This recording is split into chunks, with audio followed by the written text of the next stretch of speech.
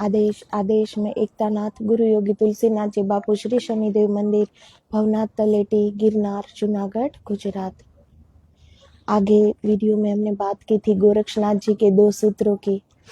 पहला आरंभ और दूसरा घट यानी कि देह।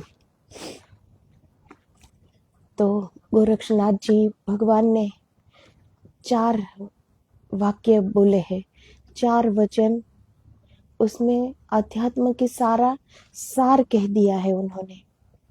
तो वो 4 स्तंभ है, पूरा निचोड़ है। वो 4 बात समझ ले तो व्यक्ति आत्मदर्शन कर लेता है। तो यही सदगुरुदेव गुरु गोरक्षनाथ जी के वचन है। पहला आरंभ, दूसरा देह। तो इसके बारे में बात करेंगे।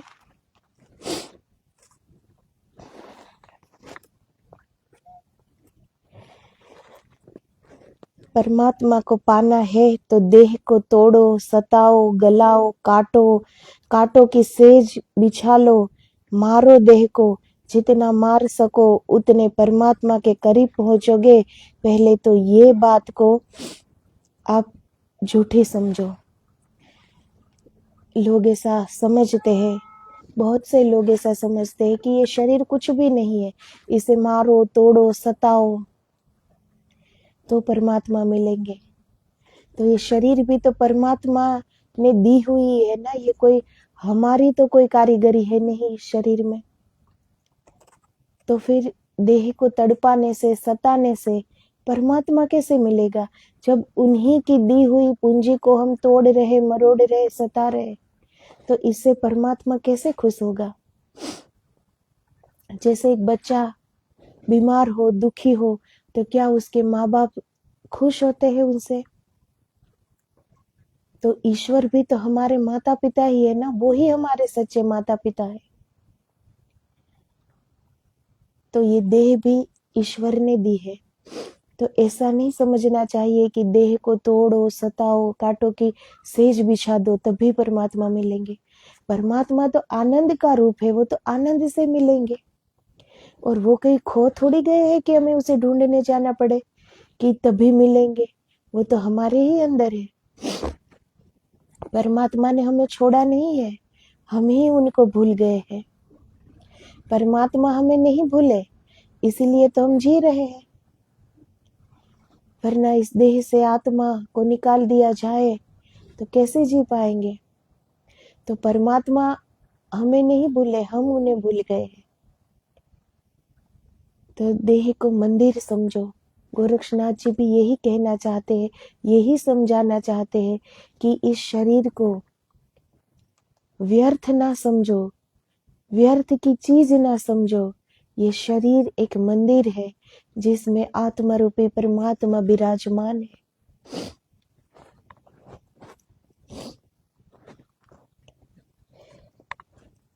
जितना देह को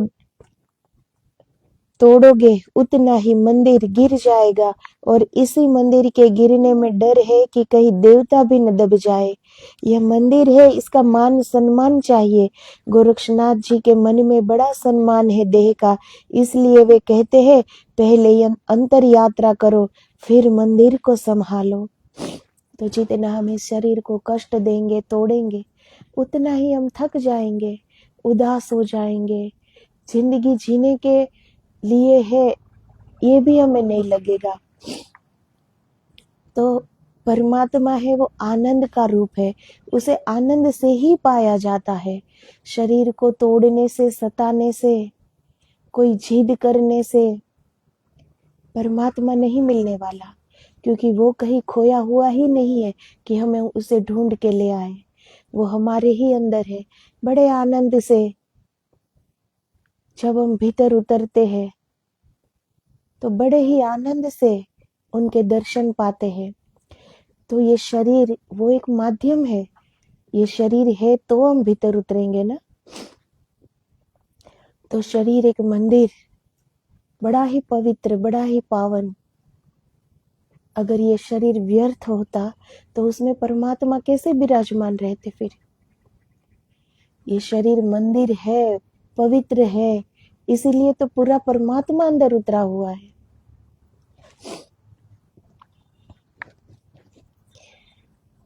तो दूसरी बात, घट पहले आरंभ, घट फिर इस घड़े को संभालो, इसी में तो कहीं छिपा है, उसकी संपदा छिपी है।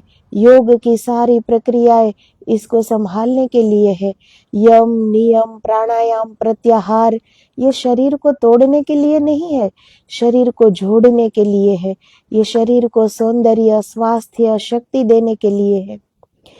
इनसे शरीर हरा होगा, उनमें फूल आएंगे, इनके माध्यम से शरीर की जड़ें पृथ्वी में गहरी प्रविष्ट हो जाएगी। तो जो ये है यम, नियम, प्राणायाम, प्रत्याहार है, वो शरीर को तोड़ने के लिए नहीं है, शरीर को थकाने के लिए नहीं है, शरीर को सताने के लिए भी नहीं है, ये तो जोड़ने के लिए है कि हम अपने ही भीतर उतरे और अपनी आत्मा से, परमात्मा से वापस जुड़ जाए। तो ये सब जोड़ने के लिए है, लेकिन हम लोग क्या प्रयोग उसका करते हैं? शरीर को तोड़ने के लिए। इसीलिए आखिर में हम थक जाते हैं और फिर आगे कुछ कर नहीं पाते। जितना शरीर के साथ जितनी कठोरता करेंगे, जितना सताएंगे, उतना शरीर थकेगा, शरीर के साथ मन भी थकेगा और कुछ करने का भी फिर दिल नहीं करेगा। तो बड़े ही आनंद से एक ही कुंजी है, ध्यान।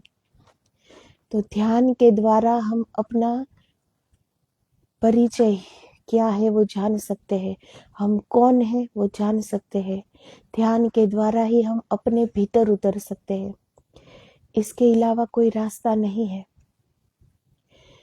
क्योंकि जब परमात्मा ही अंदर है तो वो जहाँ है वही मिलेगा ना।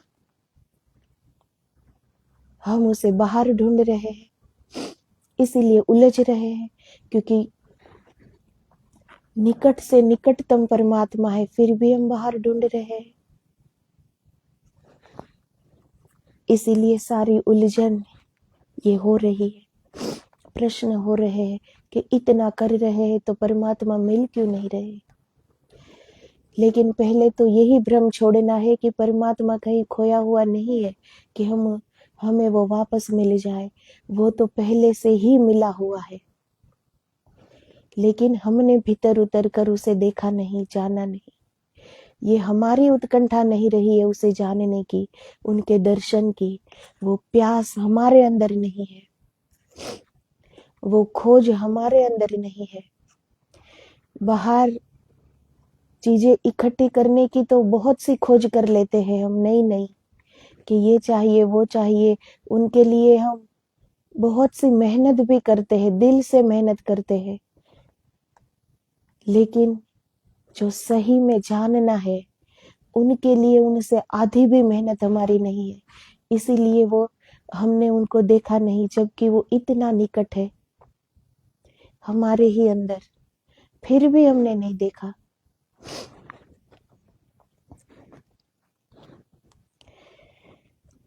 इनसे शरीर हरा होगा, उसमें फूल आएंगे, इनके माध्यम से शरीर की जड़ें पृथ्वी में गहरी प्रविष्ट हो जाएगी। फिर तीसरी घटना घटती है परिचय की। जब तुम्हारे देह सुंदर होगी, संगीत पूर्ण होगी, लयबद्ध होगी, जब तुम्हारी देह में एक छंद होगा, मस्ती होगी, तब तुम्हारा परिचय होगा चेतना से। तब तुम्हें पहली झलक मिलेगी उसकी जो इस मंदिर में छिपा है। तुम मंदिर में प्रवेश कर गए, उदास, रोते, भूखे तुम इसमें प्रवेश न कर सकोगे। स्वास्थ्य की तरंग पर ही सवार होना होगा। थका हारा जब हम बिल्कुल अंदर से थक गए होते हैं, उदास होते हैं, टूट गए होते हैं अंदर से, तो फिर हम कैसे भीतर उतर पाएंगे? उनमें तो कितना धैर्य चाहिए, कितनी एकाग्रता चाहिए अंदर उतरने के लिए। बाहर जीने के लिए तो कुछ नहीं चाहिए, क्योंकि बाहर जीने के हम आदी हो गए हैं कितने जन्मों से। तो बाहर तो हम जी ही लेते हैं बहिर्मुखी जिंदगी, लेकिन भीतर उतरने के लिए हमें एकाग्रता चाहिए, शांति चाहिए, लक्ष्य चाहिए, संकल्प चाहिए। तो एक थका हुआ शरीर या एक थका हुआ मन ये नहीं कर पाएगा। बहुत शक्ति चाहिए, बहुत ऊर्जा चाहिए भीतर उतरने के लिए। तो गोरक्षनाथ जी तीसरा क्या कहते हैं? परिचय। पहला आरंभ, दूसरा घट और तीसरा परिचय। इस देह को मंदिर समझकर भीतर उतरे। सबसे पहले आरंभ करे ध्यान करने का, खुद को पहचानने का, आत्मा परमात्मा है ये मानने का। सबसे पहले आरंभ करे, फिर देह को मंदिर समझे कि यही मंदिर है, मेरे परमात्मा का निवास स्थान है। तो फिर हम उसे सता नहीं पाएंगे, हम उसे तोड़ नहीं पाएंगे। फिर एक मंदिर की तरह इस देह को हम रखेंगे। अगर हम ये दिल से मान ले न माने तो भी इसमें कोई फर्क तो नहीं पड़ता, ये शरीर मंदिर ही है। लेकिन अभी मालूम न हो तो कम से कम मान तो सकते हैं कि ये शरीर मंदिर है। तो मंदिर में हम क्या कोई ऐसा जो न करने वाला कर्म कर सकते हैं क्या? जब मंदिर में हम जाते हैं, किसी ईंट पत्थर के बने हुए मंदिर में भी हम जाते हैं, सामने परमात्मा की मूर्त है, तो क्या उसके सामने हम कोई दुष्कृत्य की दुष्विचार कुछ कर पाते हैं क्या? क्योंकि वो हमारे ध्यान में रहता है कि सामने परमात्मा है।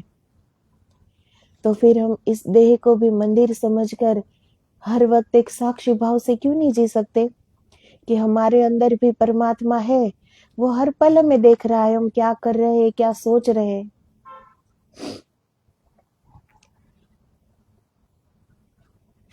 तो हमसे धीरे धीरे कुछ गलती नहीं होगी, कुछ ऐसा नहीं होगा कि जहाँ परमात्मा की जहाँ मौजूदगी हो और नहीं करना चाहिए।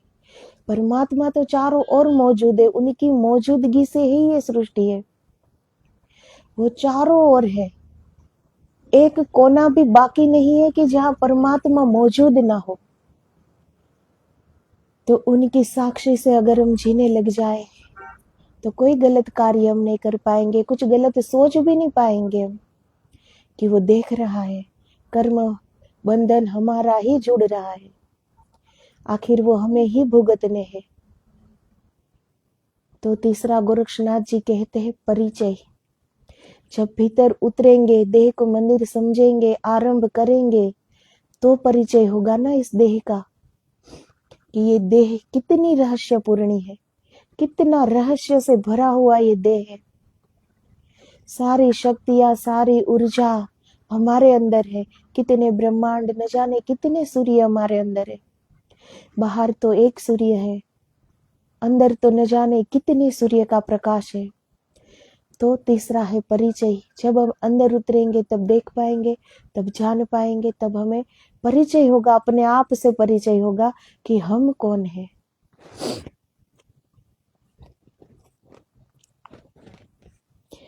पहले आरंभ घट परचा करो निष्पत्ति, परिचय हो जाए तब फिर निष्कर्ष लेना निष्पत्ति।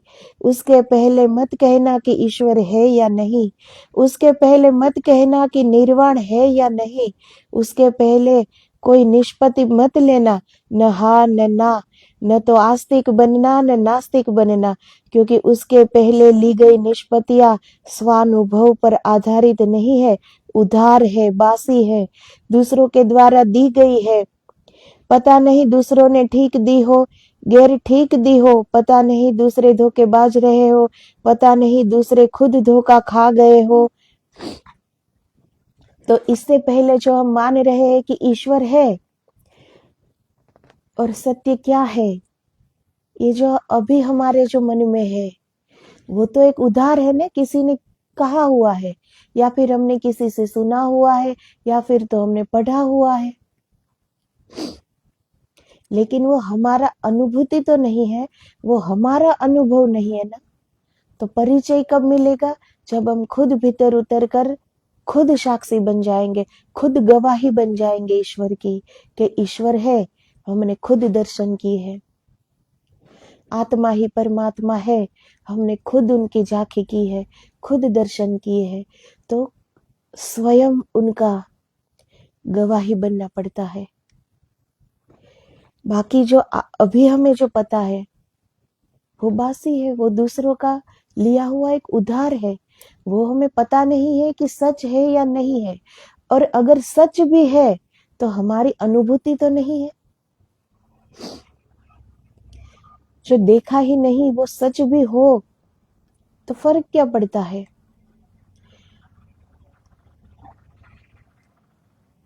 बचपन से और सब लोगों ने सुना है कि आत्मा सो परमात्मा।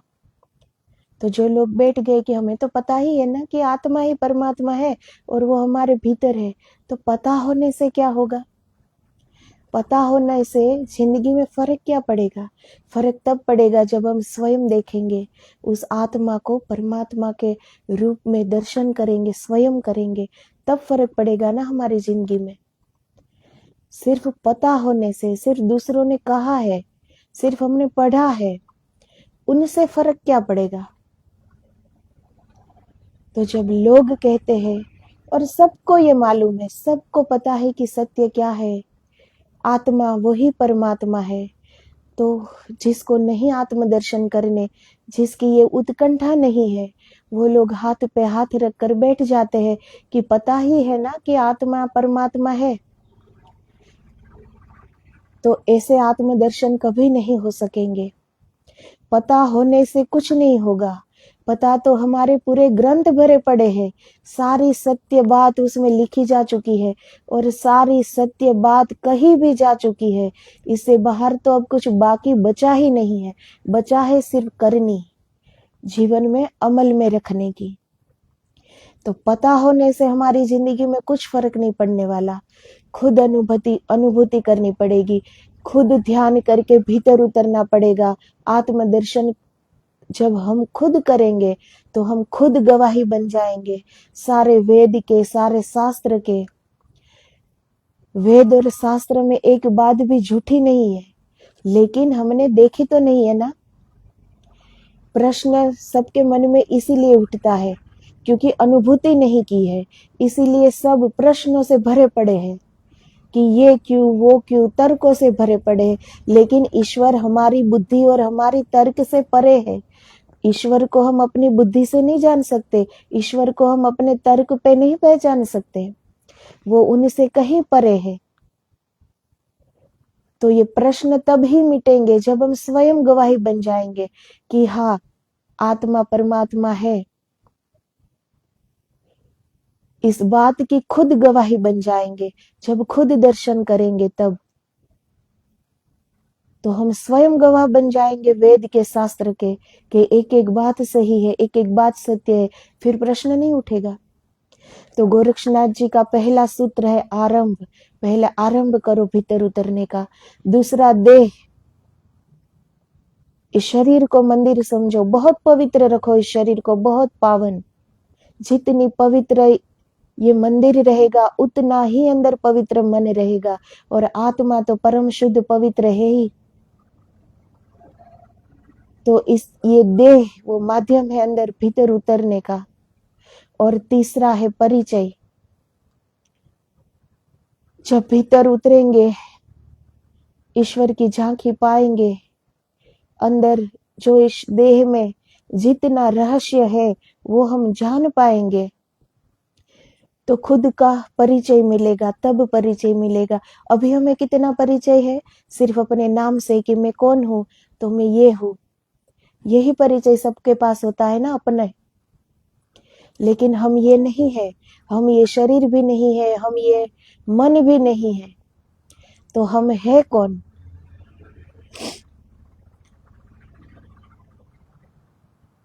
बिना हाथ पैर के प्रश्न बहुत से उठते हैं लोगों के मन में, व्यर्थ के प्रश्न। लेकिन जो प्रश्न की इतनी ही खुजलाहट हो रही हो, तो सही प्रश्न किसी किसी को उठता है कि आखिर मैं हूं कौन। ये प्रश्न कभी नहीं उठता। लेकिन जो सत्य बात होती है, जो वेदों में लिखा है, जो शास्त्रों में लिखा है, जो उपनिषदों में लिखा है, जो सदगुरु की वाणी में लिखा है, उनमें हजार प्रश्न उठ जाते हैं कि ऐसा क्यों, वैसा क्यों। लेकिन ये प्रश्न कभी नहीं उठता कि मैं स्वयं जाके देख लूं कि मैं कौन हूं, मैं स्वयं उस सत्य की गवाही बन जाऊं। किसी को पूछने की जरूरत क्या है, कहीं पढ़ने की जरूरत क्या है, कुछ सुनने की जरूरत क्या है। जब ईश्वर हमारे ही अंदर है, कहीं जाना ही नहीं है दूर, तो खुद क्यों गवाही न बन जाए, खुद क्यों न दर्शन कर ले भीतर उतर कर, खुद क्यों न ईश्वर ने इतनी बड़ी पूंजी दी है इस शरीर में, सारा ब्रह्मांड समाया हुआ है। देह सिर्फ हमें दिख रही है उतनी, ये देह नहीं है।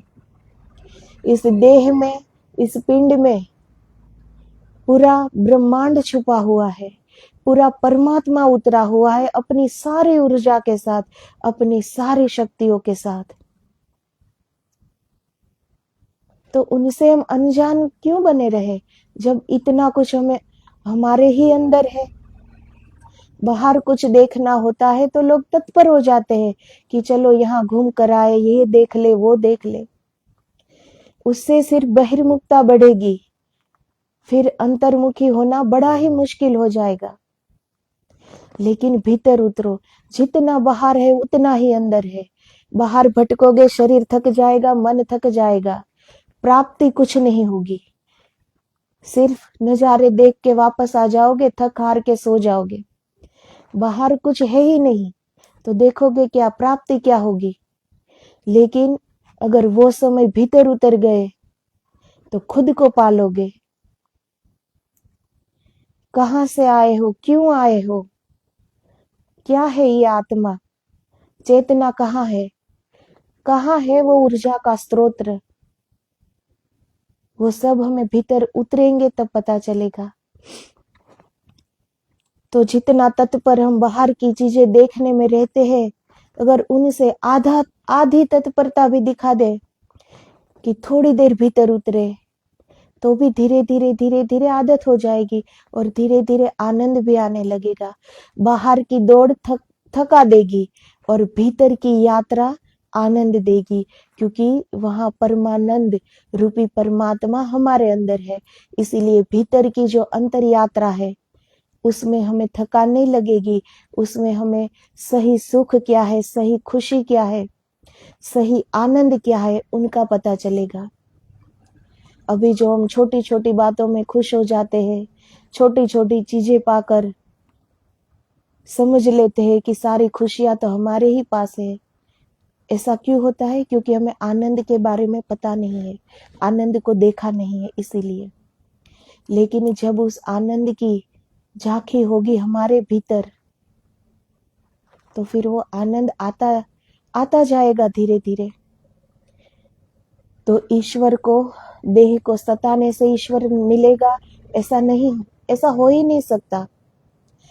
ये शरीर को सताने से क्या मिलेगा? ये शरीर कुछ भी नहीं है, ये शरीर एक माध्यम है कि इनके द्वारा हम अपने आप को पहचान सकते हैं, इनके द्वारा हम आत्मदर्शन पा सकते हैं। तो तीसरा गोरक्षनाथ जी क्या कहते हैं? परिचय। तो खुद का परिचय मिलता है भीतर उतर कर। उसके पहले की गई निष्पत्तियां स्वानुभव पर आधारित नहीं है, उधार है, बासी है, दूसरों के द्वारा दी गई है।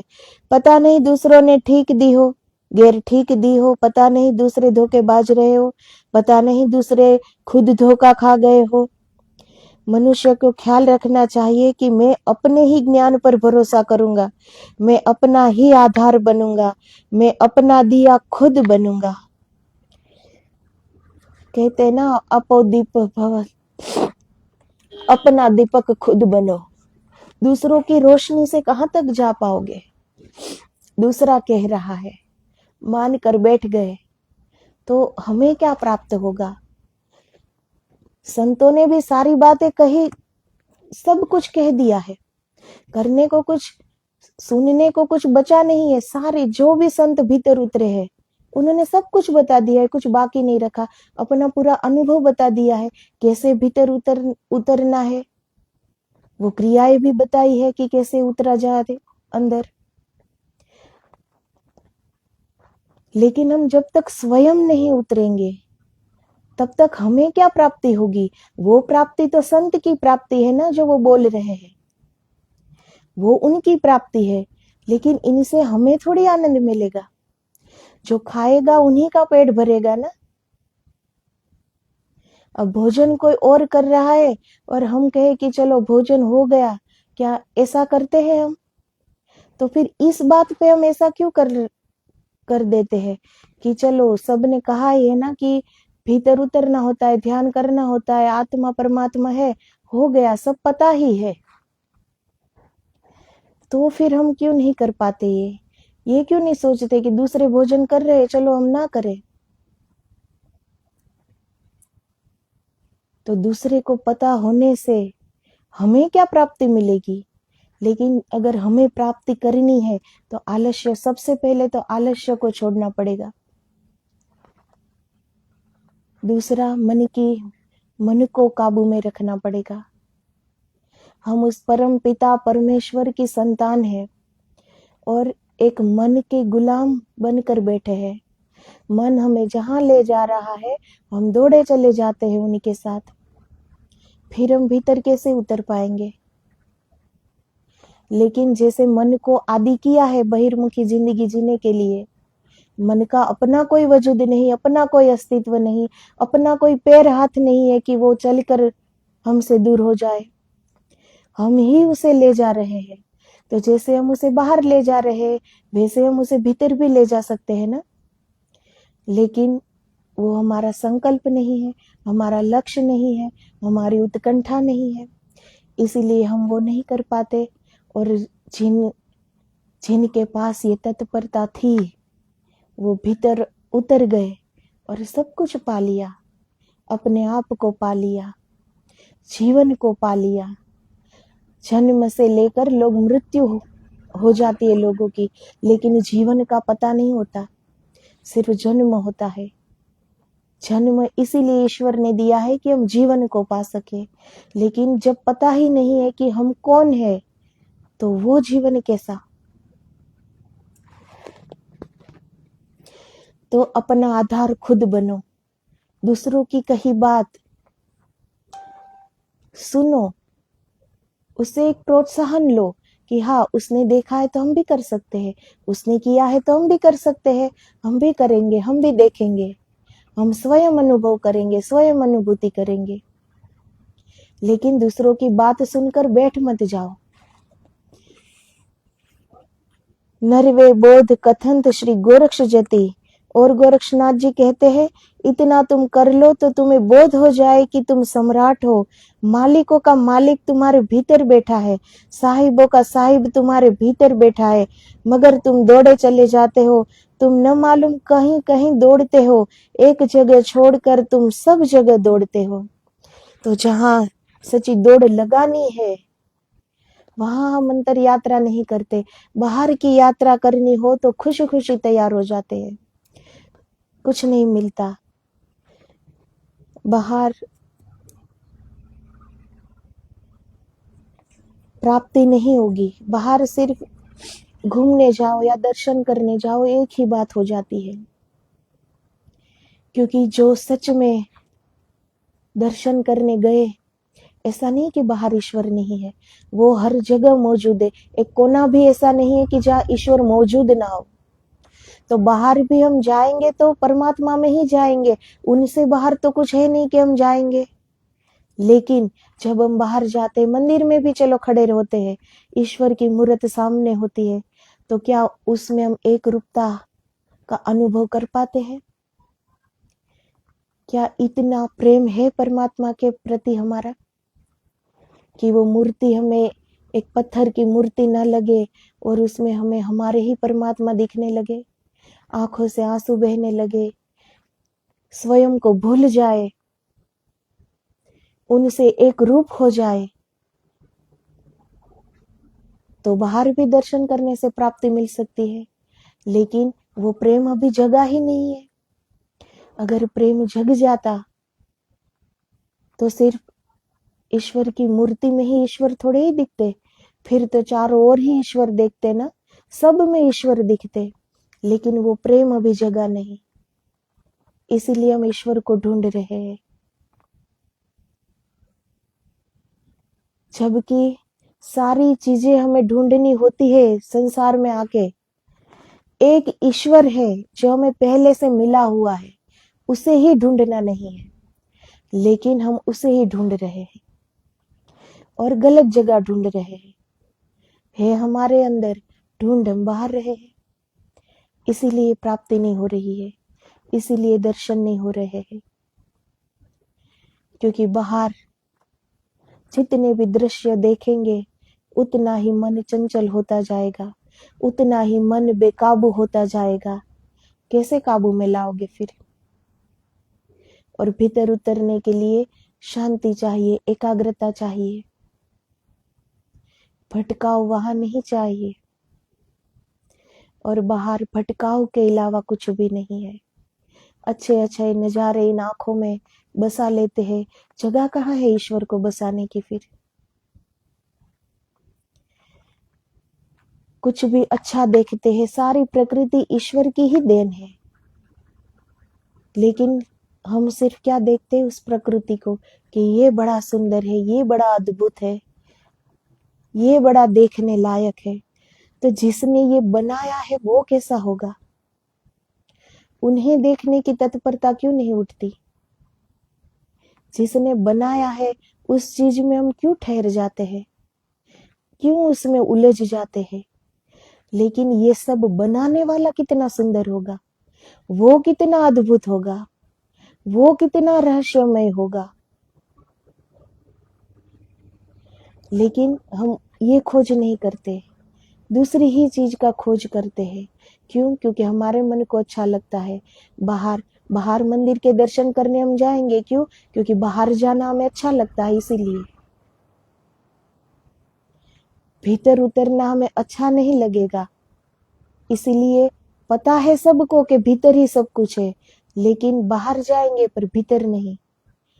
क्योंकि सब अपने मन की करते हैं कि मन कह रहा है कि बाहर चलो, बाहर के नजारे लो, तो बाहर चल दिए।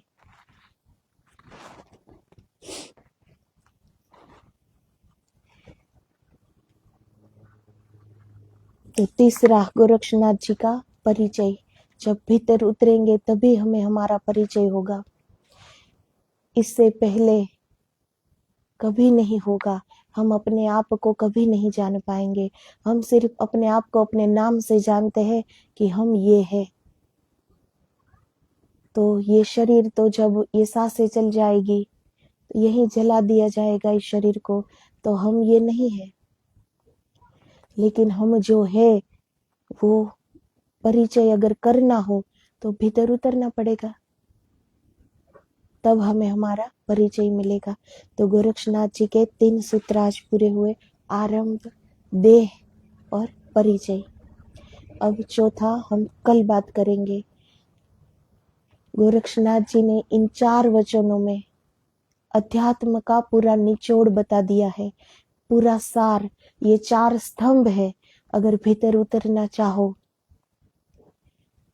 अगर हम खुद को पहचानना चाहे, अगर हम जहां से आए हैं वहां से फिर जुड़ना चाहे, अगर हम अपने हृदय को प्रेम से भर दे, हृदय को प्रेम पूर्ण बनाना चाहे, तो जिस दिन हृदय प्रेम से भर जाएगा उस दिन हमें हर चीज में, जड़ हो या चेतन हो, इंसान हो या जानवर हो या चीज हो, सारे में परमात्मा दिखेगा। फिर उसे कहीं ढूंढने जाना नहीं पड़ेगा। आंख बंद करेंगे तो अंदर भी वो दिखेगा, आंख खोलेंगे तो बाहर भी वो ही दिखेगा। फिर कहाँ ढूंढने जाओगे?